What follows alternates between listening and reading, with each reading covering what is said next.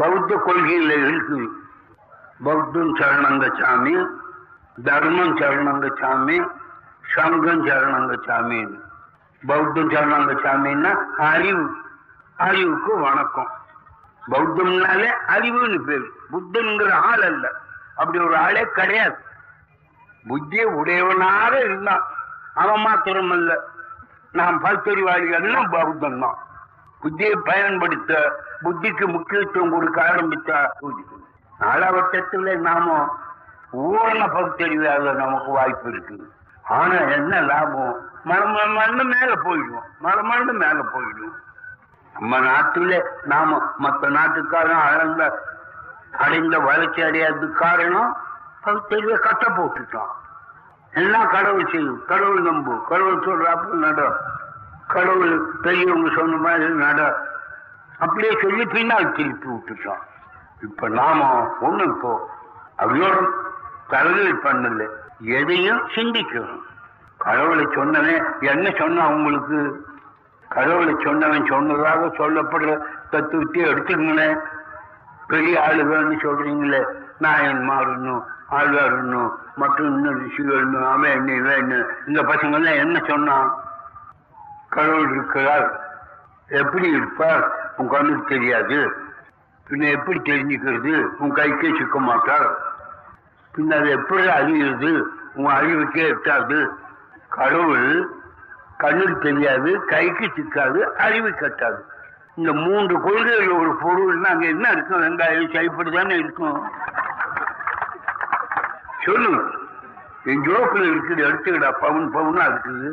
கை விடுற போது உன் கைக்கு சிக்காதுலாம், எட்டி பார்க்கற போது உன் கண்ணுக்கும் தெரியாதுலாம். அப்புறம் அவங்க கேட்டு என்ன புத்தி இருந்தா அதை போல மடப்பை இல்லைன்னு ஓங்கி ஒண்ணு அடைஞ்சிட்டு போயிடுவான். நமக்கு புத்தி இல்லை, அவன்லாம் பெரியவன் நினைக்கிறோம். அவனுக்கு உருவமே இல்லை. ஏண்டான்னா அவனுக்கு உருவமே இல்லை. ஏண்டான்னா அவனுக்கு ஒண்ணுமே தெரிய வேண்டியது இல்லை.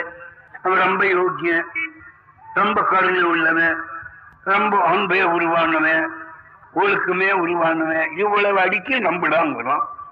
என்ன கெட்டு போச்சு, இவ்வளவு உள்ளவனை நம்பலான்னு முட்டாள்தனமா அவன் நம்பிடுறான். ஆனா கடவுளை பரப்புன்னு என்ன பண்ணான்? உருவம் இல்லாதவனுக்கு உருவத்தை உண்டாக்குனா, ஒண்ணும் வேண்டாதவனுக்கு சோறு பசிக்கு சோத்தை ஊட்டுனா, ஒழுக்கமானவனுக்கு பொண்டாட்டி வச்சான், வப்பாட்டி வச்சான், இன்னொருத்தன் பொண்டாட்டிக்கிட்ட போடுறாப்புல எழுதி வச்சான். கருணே உருவாகுவனுக்கு கையில அருவாளு, கொடுவாளு, வேலாயுதம், சூழாயுதம், ஈட்டி, கொட்டாப்புள்ளி, மருவு, திருட்டு பயிர், அயோக்கிய பயிருக்கு என்ன வேணுமோ அதெல்லாம் கடவுள் கையில கொடுத்தான். ரொம்ப கடுமையா நடந்துக்கிற வேண்டியதுக்கு அந்த 1000 பேரை கொண்டான், இந்த 1 கோடி பேரை கொண்டான், அங்க 20 கோடி பேரை கொண்டான். கதை எழுதுனா பண்டிகை நடத்தலாம். அப்புறம் இந்த மடப்பைய கடவுளை கும்பிடுறான்னா எந்த ஆதாரத்துல கும்பிடுறான்?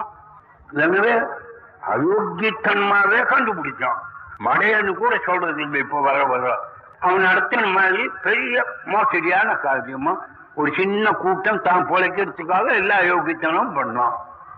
இதை மற்ற நாட்டுக்காக நமக்கு முன்னாடியே நினைச்சுக்கிட்டு எல்லாம் மாற்றிட்டான். அவன் கிறிஸ்தவன் 1000 கடவுள், 10000 கடவுள், லட்சம் கடவுள், ஒரு கடவுளுக்கு கொண்டாந்துட்டான். துருக்கும் அப்படியே தான் எழுதுனா. ஜாக்கிரதான ஒரு கடவுள் தான், அவருக்கு உருவம் இல்லை, அது இல்லை, இது இல்லை, கும்பிட வேண்டியதுதான், நாம நம்ப வேண்டியதுதான் சொன்னான். இவன் அமலவாட விட்டு இல்லையே. இது எல்லாம் நாம ஒழிச்சிட்டு அப்புறம் அவனை பற்றி நாம ஏதாவது பேசலாம், அல்லது அவன் நம்ம கிட்ட வந்தா திருப்பிக்கலாம். இங்கே நான் பார்க்கிறேன். நான் கடவுள் இல்லை என்பவன் முட்டாள், கடவுளை கற்பித்தவன் கற்பிக்காதவன் அயோக்கியன், கடவுளை வணங்காதவன் காட்டு முறாண்டு. இது இவன் இன்னைக்கு சொல்லலையே, 1000 வருஷத்துக்கு முன்னே சொல்லி இருக்கானுங்களே இந்த பசங்க. இன்னைக்கு சொல்லல, ஏதோ எழுதி வச்சாங்கிறாங்க, அவன் இன்னைக்கு எழுதல. கடவுள் நம்பாதவன் அயோக்கியன், கடவுள் நம்பாதவனை கொல்லணும், கடவுள் நம்பாதவன் பொண்டாட்டி எல்லாம் அழிக்க வேணும். இதான் இந்த புத்தகத்தில் இருக்கு. அதுக்குத்தான் கொண்டாந்து இருக்கிறேன். இப்ப நான் சொல்றது அதுக்கு பதில் தான்.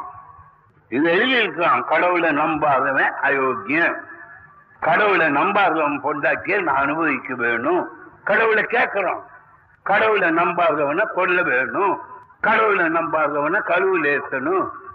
அப்படி எல்லாம் பண்ணித்தான் அவன் நிலைநிறுத்தினா. இப்ப நாம அதெல்லாம் பண்ணித்தான் அது ஒழிக்க வேண்டியவங்களா இருக்கிறோம். ஆத்மா, மோட்சம், நரகம், மறுபிறப்பு, பிதிர்லோகம் ஆகியவர்களை கற்பித்தவன் அயோக்கியன். எங்க இருக்குது ஆத்மா, எப்படி இருக்கான், அது மோட்சம் எங்க இருக்குது, நரகம் எங்க இருக்குது, மறுபிறப்பு எப்படி வந்து உங்க ஒப்பம் பார்த்தேன் எங்க உட்கார்ந்துட்டு இருக்கான், பிதிர்லோகம். அப்பம் பொழைக்கிறதுக்கு பண்ண அயோக்கியத்தனமே தருவாது. இதுல எது உனக்கு நம்பிக்கையுடையதா இருக்குது, எது உன்னை அறிவுக்கு எட்டக்கூடியதா இருக்குது.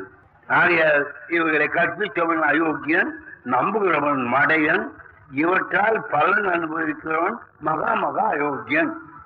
இதுதான் உன் பொறுத்தவருக்கு தோணு. நீ உட்கார்ந்துக்கிட்டு தேட ஆரம்பிச்சியானா அதெல்லாம் நாம பேசணும், பெரியார் பண்ணபடி பெரியோர் சொன்னபடி அப்படின்னா எதில் நீ வளர முடியும்?